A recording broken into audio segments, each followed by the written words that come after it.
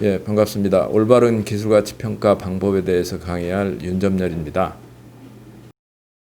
저를 잠깐 소개하면 기보에서 기술평가를 담당했고 이후 기술금융 추진의 한 축인 TDB 설립과 운용을 담당했으며 현재는 한국기업데이터에서 기술가치평가 실무를 담당하고 있습니다.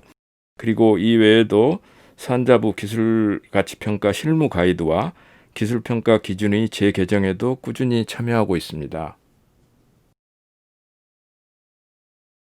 말씀드릴 순서는 먼저 기술평가 시장 현황을, 이후 기술평가에 대한 전반적인 이해와 방법론, 기술가치평가의 기본 운용 원칙 등을 살펴보고 마지막으로 올바른 기술평가 방향을 사례 중심으로 말씀드리겠습니다. 먼저 기술평가 시장 현황에 대한 것입니다. 기술평가 역사에 관한 것을 먼저 살펴보겠습니다. 기술평가 역사를 한번 더듬어 보죠. 기술평가는 등급이나 점수로 나타내는 기술력 평가와 금액으로 나타내는 기술가치 평가가 있습니다. 등급평가가 먼저 기보 중심으로 자리를 잡아서 현재는 TCB 평가까지 확대되었고, 기술가치 평가는 현재 27개 평가기관이 수행하고 있으나 여러 이유가 있겠지만 수수료 등이 고가인 관계로 지금까지는 약간 답보 상태로 유지되고 있습니다. 특히 TCB 평가는 세계적으로도 유일하게 우리나라에서만 시행되는 제도로 금융지원에 기술평가를 도입한 것이죠. 즉 과거에는 신용등급이 좋지 않아 지원이 거절된 기업들이 기술평가를 통해 지원이 이루어지는 등 금융선진화에 상당한 기여를 하고 있는 상황입니다. 과거 거절된 기업의 25% 정도가 수혜를 받는 것으로 알려지고 있어서 상당히 유망한 제도로 지금 생각이 되고 있습니다. 이 외에도 기술력 평가의 경우 코스닥 특례 상장형 평가, 코스닥 기업 기술 분석 보고서, 장외 시장형 기술 분석 평가 등 범금융권으로 확장되고 있습니다. 기술평가가 이와 같이 금융지원과 거래소 기업의 적격성 판단에도 적극적으로 활용되고 있다는 것은 상당히 평가 실무자의 한 사람으로 고무적인 일입니다.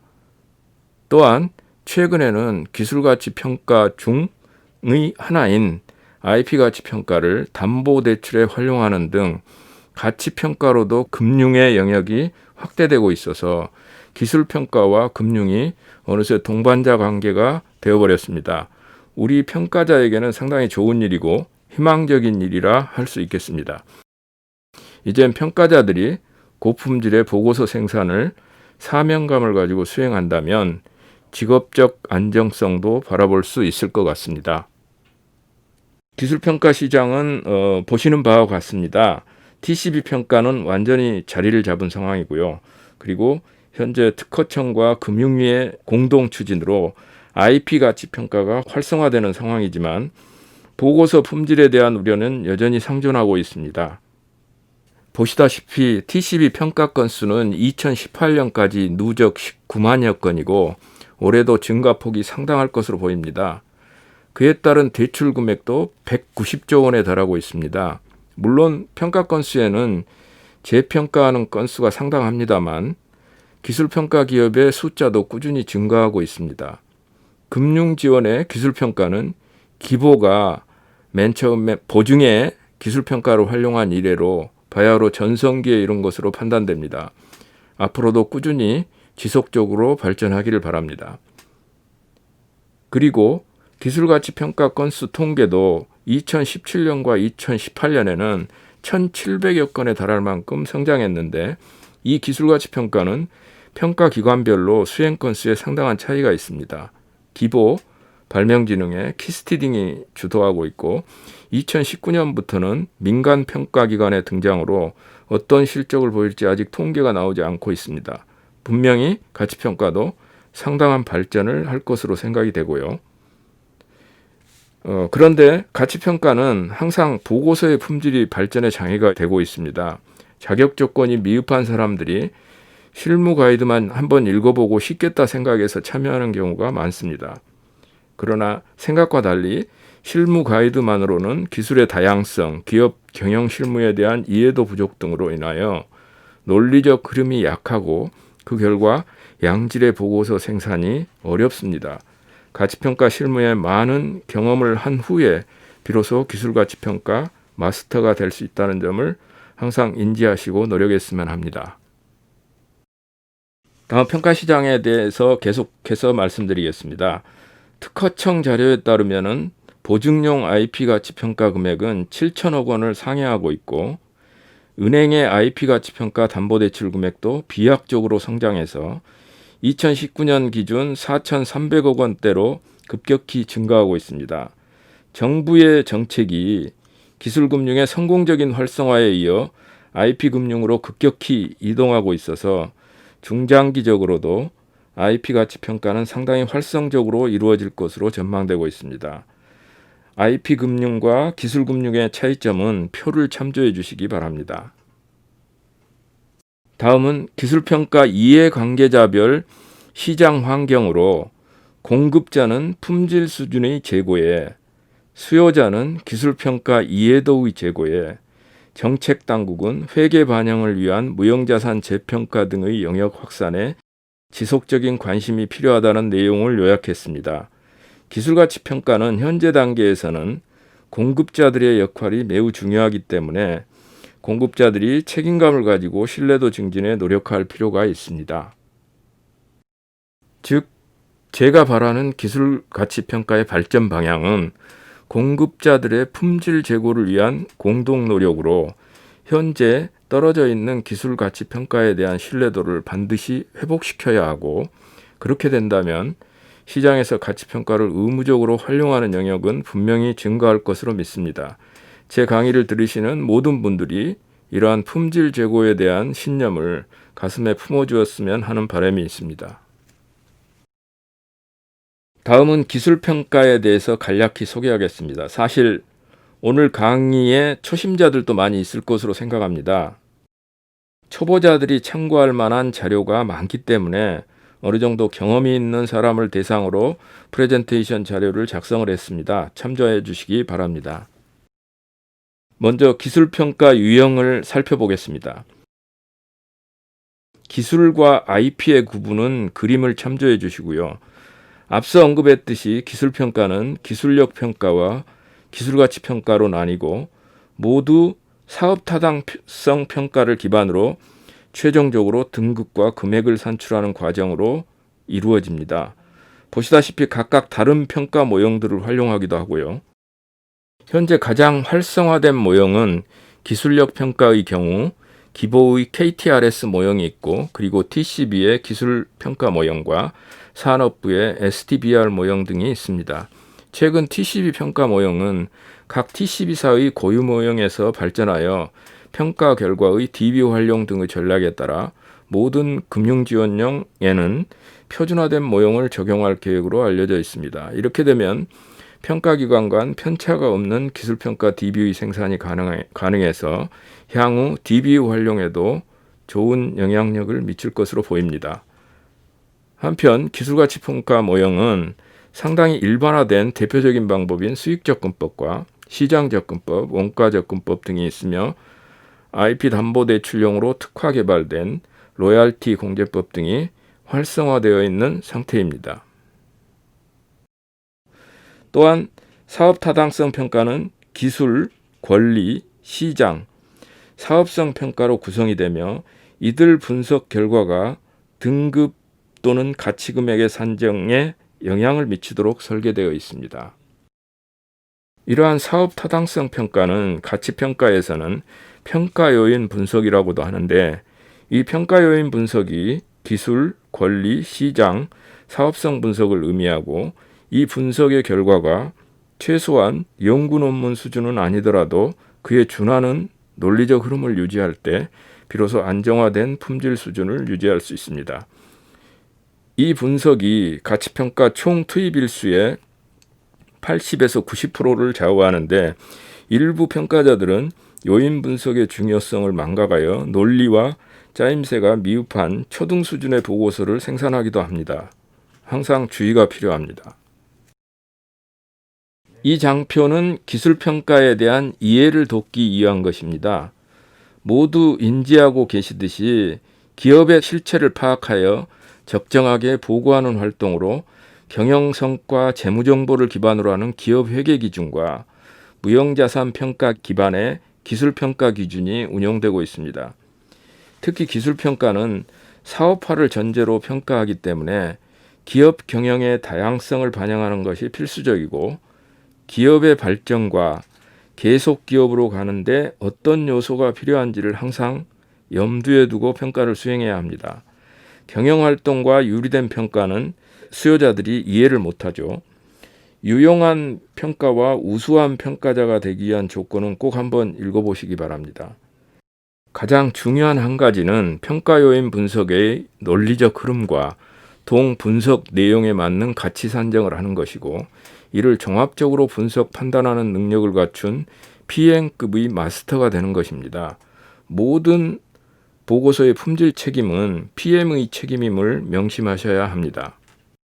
그리고 여기서는 기업가치평가와 기술가치평가를 비교하지 않았는데, 기업가치평가는 기술가치평가와 달리 계속기업의 가정, 즉 기업회계기준과 동일합니다. 가정을 적용하여 평가합니다. 예를 들면 매출 추정을 추정기간과 잔존기간으로 나누어 평가하는 데 반해 기술가치평가는 기술사업 단위의 평가로 경제적 수명기간 내에서만 운용되는 평가로 이해해야 합니다. 즉 기업가치평가와 기술가치평가가 동일한 수익접근법의 원칙에 의해서 수행되기 때문에 분명히 유사성이 있습니다. 기술가치평가에서는 기업이 살아남기 위해서 여러 사업을 추진할 수 있다는 원칙에서 출발합니다. 그러나 동시에 추진하려면 들어가는 소요자금이 만만치 않겠죠. 소요자금을 줄이면서 이익을 창출하기 위해서는 하나의 사업이 경쟁력을 잃을 시점에 기존 사업에서의 회수된 투자액과 새로운 신규 자금을 이용하여 신규 사업을 추진하는 것이 재무적인 밸런스를 유지할 것으로 가정하여 평가합니다. 물론 돈 많은 사업가들은 동시다발적으로 신규 사업을 추진하기도 하겠죠. 그러나 대다수 기업가는 단계적인 추진을 선호할 것으로 봅니다. 기술가치평가는 이러한 가정하에 수행합니다. 반면 기업가치평가는 핵심 사업이 이 기업을 지속 가능 기업으로 유도한다는 가정에서 출발하므로 5년간의 수익 추정 기간과 잔존 기간으로 구분하여 계속 기업으로서의 가정을 충실히 이행하도록 하고 있습니다. 기술평가 과정을 정성과 정량 분석으로 구분해 보겠습니다. 신규 사업 진출을 위한 사업 타당성 분석과 기술 가치 평가에서의 평가 요인 분석과의 비교도 유사점이 있는데, 여기서도 항상 정성 분석과 정량 분석이 병행이 됩니다. 간단히 말하면 기술, 시장, 권리, 사업성 분석 기반의 정성 분석인 사업 타당성 분석과 경제성 분석과 가치금액 산정 과정을 수반하는 정량 분석이 항상 따라다닌다는 사실을 인지하시기 바랍니다. 평가하는 프로세스도 매우 유사합니다. 즉 사업 타당성 평가는 기초조사, 사업 수행 능력과 적합성 분석, 시장 분석, 기술 분석 등의 기술가치 평가와 동일한 평가 요인 분석을 한 후 수익성과 경제성 분석, 그리고 자금 수지와 성장성 분석을 통하여 타당성이 있다고 판단할 경우 공익성 판단을 거쳐 신규 사업 추진에 대한 의사결정을 합니다. 그런데 여기서도 정량 분석인 경제성 분석의 과정에서는 시장의 세분화를 통한 적합한 시장 규모를 추정하고 가치평가에서와 같이 예상 매출액과 현금 흐름 등을 추정한 후 BEP와 NPV 등의 경제성 분석을 통해 타당성을 확인합니다. 반면에 기술가치평가에서는 기술, 권리, 시장, 사업성 분석의 과정인 정성 분석, 즉 평가 요인 분석 과정과 정량 분석인 기술가치금액 산정 과정으로 구성하는데, 마찬가지로 이 정량 분석은 사업 타당성 평가와 동일한 과정이 수반됩니다. 다만 사업 타당성 평가는 사업가가 신규 사업을 추진할 것인지를 결정하는 것이지만, 기술가치평가는 여러 용도로 평가를 수행할 수 있습니다. 둘 다 보고서로 제공되는 것이고 의사결정에 영향을 미치기 때문에 평가의 품질은 상당히 중요한 요소입니다. 이어서 정성과 정량 분석의 개념을 확장한 내용입니다. 기술력 평가와 기술가치 평가는 기술, 권리, 시장, 사업성 분석을 포함하는 평가 요인 분석, 다른 말로는 사업 타당성 분석이라고도 하죠. 평가 요인 분석이라는 정성 분석을 기본으로 하고 정량 분석 과정에서는 기술력 평가는 점수로 계량화하고 기술가치 평가는 금액으로 계량화하는 과정을 수반합니다. 특히 기술가치 평가는 정성 분석인 평가 요인 분석이 가치 산정 핵심 변수의 결정에 직접적인 영향을 미치고 시장성 분석은 매출 추정에도 상당한 영향을 미치기 때문에 요인 분석과 가치 산정은 항상 일관성을 갖추도록 하는 것이 중요합니다.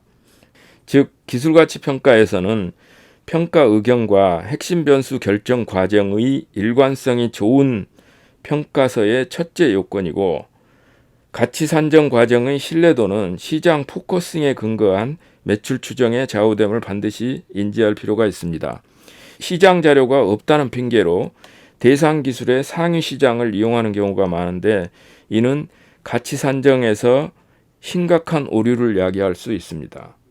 또한 좋은 리포트의 요건은 평가 요인 분석 의견과 핵심 변수 결정 과정의 일치도를 보고 판단할 수 있습니다. 의견에서는 차별성이 높은 기술로 기재했는데 평가 점수는 낮은 점수를 주는 경우가 상당히 많습니다. 시장 성장성이 높다고 했는데 시장 분석의 대상 기술 시장에 대한 CAGR은 1% 내외라면 어떻게 될까요? 이제 창업 기업으로 불확실성이 높은 상황인데 사업화 환경을 높은 점수로 평가하면 그게 좋은 보고서라고 할 수가 없겠죠. 보고서에 대한 품질 검사를 해보면 의외로 이런 보고서가 많습니다. 또 핵심 변수별로도 서로 동일한 평가 항목이 있는데 이들 간의 점수도 못 맞추는 경우가 상당합니다. 이러한 경우는 기술, 시장, 사업 분석 전문가들을 각각 따로 초빙해서 평가를 수행했는데 이들이 작성한 분석 결과를 그대로 인용했다는 얘기밖에 안 되죠. 이런 경우는 PM이 편집 역량을 발휘하여 일관성을 갖춘 좋은 보고서를 만들어야 할 책임이 있습니다. 본 장표에서는 기술력 평가, 즉 등급용 평가 지표를 간단하게 보여드립니다. 등급 평가의 신뢰도는 평가자의 역량 강화가 기본이 된다는 것을 인지하셨으면 합니다. 기술력 평가는 기본적으로 간단한 의견과 체크리스트 방식의 평가를 기반으로 하기 때문에 여기서는 간략하게 언급하겠습니다. 이제부터는 본격적으로 본 자료의 핵심인 기술가치 평가에 대해 집중적으로 말씀드리겠습니다. 기술가치 평가는 요인 분석인 기술평가와 가치 산정으로 구성이 되고 사업 타당성이 있다고 판단되면 가치 산정에 착수하는 프로세스로 이루어집니다. 기술 가치는 사업화를 전제로 할 때 의미를 가지며 동일 기술도 사업화 주체에 따라 달라질 수 있습니다. 사업 가치를 구하고 여기에 기술 기여도를 반영하는 수익접근법을 가장 많이 사용하며 항상 팀제로 수행하기 때문에 여기서는 PM의 역량이 품질을 좌우합니다. 그리고 수익접근법, 로얄티 공제법 등 다양한 평가 방법론을 활용할 수 있습니다.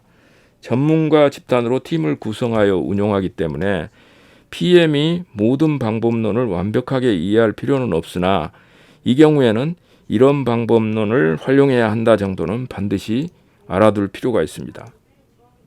특히 평가자들이 잘못 이해하고 있는 경우가 많은데요. 무조건 수익접근법을 이용하려고 하는 경향이 있습니다. 수익접근법은 예비조사 등에서 사업화 진척도가 상당히 진행되어 수익 창출이 유력시될 때 사용하는 방법이죠. 그리고 IP담보대출용 가치평가에 사용하는 로얄티 공제법은 기술 사업으로부터 분리 가능한 산업재산권에 대한 평가를 목적으로 개발된 모델입니다. 어떤 경우에는 장기간 휴면 중인 특허에 대해서 무리하게 수익접근법을 적용하기도 하는데 이 경우는 원가접근법 등을 적용하면 큰 무리가 없을 것입니다. 따라서 평가를 수행할 때는 PM을 중심으로 어떤 방법이 가장 좋을지를 먼저 선택한 후에 평가를 수행하는 것이 바람직합니다. 본 장표에서는 기술가치평가의 가장 중요한 공정시장 가치에 대해 알아보겠습니다. 기술가치평가는 공정시장 가치를 기본으로 합니다. 공정시장 가치는 매우 중요한 내용이니 자료를 꼭 한번 정독해서 읽어봐 주시기 바랍니다. 즉, 공정가치는 합리적 판단력과 거래 의사가 있는 독립된 당사자 사이의 거래에서 자산이 교환되거나 부채가 결제될 수 있는 금액을 말하고, 시장 가치는 당사자가 지식을 갖고 신중히 강압이 없는 상태에서 적정 시장 활동을 한 후 정상 거래에서 자발적인 매수자와 매도자 사이에 평가 시점 현재 대상 재산권에 대해 교환할 것으로 추계되는 금액을 말합니다. 시장 가치는 공정 가치와 달리 가격이 양 당사자 사이에 공정한 것인가를 요구하지 않고 시장 참여자가 통상 결정 가능한 가격이고, 공정 가치는 시장 가치보다 훨씬 넓은 개념이죠.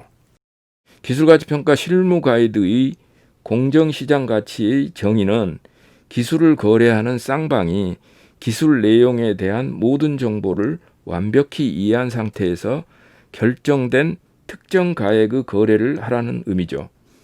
기술평가자는 거래 당사자는 아니지만 보고서 내용이 항상 이해관계자들이 보았을 때 다른 보조자료 없이 완전히 이해하도록 작성하는 책임을 가지는 이해관계자 당사자 중 한 사람으로 간주됩니다. 또한 기술평가서가 공정거래 참조용의 기반이 되는 자료로 활용되기 때문에 공정시장 가치 금액의 구현에 명백히 책임이 있음을 반드시 숙지할 필요가 있습니다. 따라서 우리가 기술가치평가를 수행할 때는 평가서를 읽는 사람들이 평가 내용을 완전히 이해할 수 있는지를 항상 반문하면서 평가서를 작성할 필요가 있음을 인지하셔야 합니다. 다음은 평가 방법론을 간단히 살펴보죠. 먼저 수익적응법은 사업화로 인하여 미래 수익 창출의 가능성이 높은 기술을 평가할 때 사용하는 방법으로, 대상 기술의 경제적 수명 기간 동안 기술 사업화를 통해 발생할 경제적 이익을 적정한 할인율로 할인하여 현재의 가치로 환산하는 방법으로 현재 가장 활발하게 활용되고 있습니다.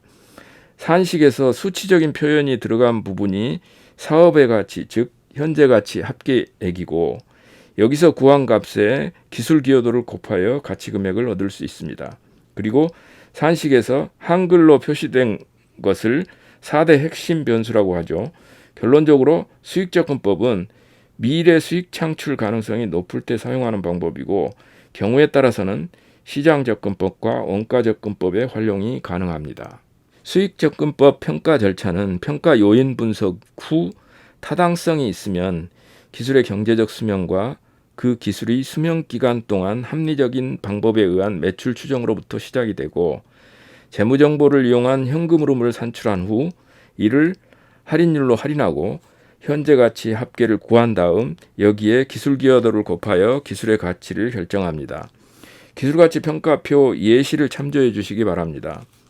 평가표를 보면 매출 추정부터 현가 개수까지 각 산출 항목마다 그의 적정한 방법론을 적용을 해야 하고, 올바른 적용법에 대한 내용이 실무 가이드에 제시되어 있습니다. 꼭 한 번씩 읽어보시기 바랍니다. 그리고 왜 이렇게 하는지에 대한 의문을 가지시고 모르는 부분에 대해서는 경험자들에게 물어서 반드시 자기 것으로 만들어야 합니다. 특히 현금 흐름 계산은 사업 추진에 들어가는 유무형 자산의 투하액인 자본적 지출액과 이 자본적 지출액으로부터 상각한 감가상각비, 감가상각법은 법으로 규정되어 있습니다. 감가상각비를 산출하고 사업을 수행하려면 운전자본이 들어가겠죠. 이를 반영하는 것입니다. 그리고 자본적 지출 누계액과 운전자본 증감 누계액을 더하고 감가상각비 총액을 뺀 금액이 회수될 총 투자 금액이고, 이는 최종 연도에 회수되는 것이 원칙이죠. 회수된 총액은 다음 신규 사업에도 이용하고 주주를 위해 사용할 수도 있겠죠. 결과적으로 세후 영업이익에 감가상각비를 더하고 자본적 지출액과 운전자본 증감액을 삭감하면 각 연도의 여유현금 흐름이 얻어집니다. 이 각 연도 여유현금 흐름의 현가계수, 할인율을 이용해서 구하는 것입니다. 현가계수를 곱하면 각 연도의 현재가치가 얻어지고 이 현재가치의 합계액이 사업가치, 즉 NPV라고 합니다. 이 사업은 최종 연도에 회수되고 사업화 주체인 기업은 계속 기업으로 가기 위해 또 새로운 사업을 반드시 추진해야 되겠죠. 이제 이 현재가치 합계액인 사업가치에 기술 기여도를 곱해서 기술가치 금액을 산출합니다. 상당히 복잡한 과정을 거치죠. 기술가치 평가는 여기까지 수행되는 것입니다. 다음으로 로얄티 공제법은 특히 IP 가치 평가에 많이 활용되는 방법으로 제3자로부터 라이선스 되었을 때 지급해야 하는 로얄티를 기술 소유자가 부담하지 않음으로써 절감된 로얄티 지불액을 추정, 현재 가치로 환산하는 방법입니다. 마찬가지로 요인 분석에서 타당성을 확인한 후 경제적 수명기간 동안 매출 추정을 하고 여기에 합리적인 로열티율과 적정 로열티율을 매출액에 적용한 세후 로열티 수입을 할인율로 할인한 후에 현재 가치를 구하는 방법입니다. 이 방법은 수익 접근과 달리 재무자료를 이용하지 않기 때문에 보다 용이하게 접근이 가능하지만 매출액 추정과 로열티율의 합리적인 결정은 가치 산정의 신뢰도를 좌우하는 핵심 요소임을 인지해야 합니다. 매출액 추정은 수익접근법과 동일하게 평가 대상 기술에 적확한 합리적인 방식을 적용하는 것이 기본이 되겠죠. 그런데 적정 로얄티율이 산출이 가장 문제입니다. 즉 로얄티율은 대부분의 거래 당사자들이 숨기는 경우가 상당히 많죠. 그래서 이용할 수 있는 거래 사례가 그리 많지는 않습니다. 그래서 실무 가이드에 기본 로열티율을 제시하고 있는데 없는 경우가 많고 사례가 부족하다 보니 표준산업분류, 중분류 단위로 제공해서 대상 기술과 상당히 동떨어진 경우가 많습니다. 그래서 대상 기술과 좀 더 근접한 결과를 얻기 위해서 조정계수 등을 통해 합리적 로열티율, 적정 로열티율 등을 구하여 대상 기술과의 연계성을 강화하기도 합니다. 또 업종별로 기본 로열티율이 없는 경우는 그 사례를 평가자가 직접 찾아서 활용하든지 또는 기술 분야별로 외국 사례를 이용해야 하든지 해야 하고 그래도 없으면 상관행법을 활용하여 로열티율을 대용하여야 합니다. 굉장히 어려운 과정입니다. 이 장표는 로얄티 공제법을 이용하여 가치 금액을 구하는 과정을 보여주는 자료로 모든 평가의 기본은 합리적인 매출 추정과 적정 로얄티율의 결정임을 주지하여야 합니다. 실무 가이드에서 인용한 적정 로얄티율과 결정 과정을 참조해 주시기 바랍니다.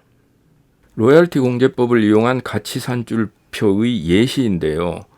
매출액 추정과 적정 로열티율의 산출이 평가의 대다수를 차지하고요. 매출액에 적정 로열티율을 곱하면 로열티 수입이 얻어지고 여기에 법인세를 차감하면 세후 로열티 수입이 얻어집니다. 세후 로열티 수입은 수익접근법의 여유 현금 흐름과 동일하고 이 세후 로열티 수입에 수익접근법과 마찬가지로 할인율을 적용하여 산출된 현가계수를 각 연도에 적용하면 각 연도의 현재 가치가 얻어지고 이 현재 가치의 합계액이 수익접근법과 마찬가지로 NPV 즉 사업 가치가 됩니다. 특히 기술 이전용의 경우는 이 사업 가치가 기술 가치 금액이 되기도 하고요. 이 사업 가치로부터 IP를 분리하기 위해 IP 유효성 등을 곱하면 독립적으로 거래 가능한 IP로서의 기능을 하게 되고 이는 최근 활발히 활용되고 있는 담보대출용 IP 가치평가 금액이 되기도 합니다. 조금 더 상세히 들어가서 수익접근법의 핵심 변수에 대해 알아보겠습니다. 보시다시피 기술의 경제적 수명, 현금 흐름, 할인율, 기술 기여도 등이 수익접근법의 핵심 변수이고, 기술가치평가 실무 가이드에서 보듯이 수명은 IPC 분류에 따른 특허 인용 지수인 TCT 지수 기반의 산출 방법을, 현금 흐름은 매출 추정의 적정성과 효과적인 재무자료 활용 등을 기반으로 합니다. 할인율은 WACC와 기술사업화 이원 프리미엄을, 기술 기여도는 산업기술 요소와 개별기술 강도의 곱으로 산출되기도 합니다. 이러한 핵심 변수 결정 과정은 보고서에 비교적 상세하게 기재하여야 하고, 이 과정이 공정시장가치 산출의 기반임을 주지할 필요가 있습니다. 수익접근법을 이용한 기술가치평가에서 가장 큰 영향을 미치는 것이 현금 흐름과 경제적 수명입니다. 물론 할인율과 기술 기여도도 가치금액에 어느 정도 영향을 미치지만, 가치금액에 상대적으로 미치는 영향이 큰 변수는 현금 흐름과 경제적 수명입니다. 여기서는 경제적 수명, 할인율, 기술 기여도의 산출이 실무 가이드 또는 평가기관별 매뉴얼에 제시되어 있어서 현금 흐름 중 매출 추정에 대해서만 좀 살펴볼까 합니다. 매출액의 추정은 가치금액에 가장 큰 영향을 미치는 것으로, 합리적인 매출 추정은 합리적인 가치금액의 기본입니다. 매출 추정은 점유율법, 판매량법 등 다양하게 활용하는데, 비교적 정확하게 추정이 가능한 1차 년도와 2차 년도는 가급적 사업 주체의 매출 계획과 현재 시장 규모와 성장률, 그리고 기업 경영 실무 기반의 실제 달성이 가능한 판매 대수 등을 이용하여 비교적 합리적인 조정 과정을 거쳐야 합니다. 여기에 신규 사업이라면 기존 유사기업은 동일 업종, 업력, 설립일, 규모 등의 유사성 판단을 거쳐야 되겠죠. 유사기업의 설립일 이후 매출 시형 금액과 비교하여 당위성도 확보하면 금상첨화겠죠. 이 과정이 합리적으로 이루어지면 이제 합리적으로 적용할 수 있는 재무 비율을 도입하여 현금 흐름을 산출하는데, 이 비율의 일관성 있는 적용이 매우 중요합니다. 시간 관계상 재무 비율 활용의 노하우는 더 말씀드릴 수 없지만, 실무 가이드를 기반으로 평가에 지속적으로 참여하면서 노하우를 숙지해야 합니다. 다음 기술가치평가 논리적 흐름도에 대한 내용입니다. 논리적 흐름도를 살펴보면 기술가치평가는 평가 요인 분석과 기술가치 산정 과정으로 대별하는데, 요인 분석에서는 기술, 권리, 사업성 분석을 통하여 사업 타당성이 보이면 가치평가에 착수하고, 시장 분석의 결과는 매출 추정이 기반으로 작용합니다. 이러한 평가 요인 분석 결과는 가치 산정 핵심 변수 결정에 직접적인 영향을 주기 때문에 일관성 확보가 기본입니다. 평가 요인 분석이 끝나면 기술의 경제적 수명이 결정되고, 매출 추정으로부터 시작하여 합리적인 재무 정보를 이용한 현금 흐름이 산출되고, 할인율과 기술 기여도를 반영하여 기술의 가치를 결정합니다. 이 모든 과정이 유기적으로 연계되어 당위성과 일관성이 입증되어야 좋은 평가서를 만들 수 있습니다. 즉, 기술성, 권리성, 시장성 및 사업성 분석 결과로 기재된 의견과 기술의 경제적 수명 결정에 사용되는 기술 수명 영향 요인의 평점, 할인율 결정에 사용되는 사업화 이원 프리미엄의 평점, 기술 기여도 결정에 사용되는 개별 기술 강도의 평점 결과는 반드시 일치하여야 하며, 이러한 세 개의 핵심 변수 내의 동일하거나 유사한 소항목들의 평점도 서로 일치해야 합니다. 이 작업이 PM의 몫이고 품질을 높이기 위한 편집 역량이라고 볼 수 있습니다. 이 과정이 마무리되면 이제 가치금액 산정에 착수하고, 이 평가요인 분석 결과가 가치금액 산정 과정과 논리적으로 잘 연계되었는지도 확인하여야 되겠죠. 이 모든 작업들이 품질 수준을 강화하는 과정으로 이해할 필요가 있습니다. 이제 정성평가인 평가요인 분석 과정을 보다 구체적으로 살펴보겠습니다. 평가요인 분석은 사업 주체인 기업이 기술을 사업화하여 경제적 부가가치를 창출한다는 것을 기본적인 전제로 합니다. 기술성 분석은 대상 기술이 시장에서 살아남으려면 경쟁 제품 대비 차별성이나 경쟁력이 조금이라도 있는지를 판단하는 과정으로, 여러분이 평가서를 작성할 때는 그 근거를 확인할 수 있는 증빙 자료가 반드시 제시되어야 합니다. 권리성 분석에서는 결정된 수명 기간 동안 안정적으로 사업이 가능한지를 판단하는 과정이라고 보시면 되고, 여기서는 선행기술과의 비교가 기본이겠죠. 시장성 분석은 대상 기술로 포커싱된 시장을 합리적으로 추정하여야 하고, 이런 자료는 나중에 매출액 추정에 기반이 됩니다. 물론 여기서도 증빙자료 신뢰성 확보가 굉장히 중요한 요소인데, 많은 평가가 시장 자료를 구할 수 없다여 상위 시장을 활용하는 경우가 다발합니다. 그래서는 안 되겠죠. 사업성 분석은 사업 주체의 역량, 제품 경쟁력, 사업 계획 등을 면밀히 검토하여 사업 추진 타당성을 분석하는 것으로 미래 수익 추정의 당위성을 검증하는 중요한 과정입니다.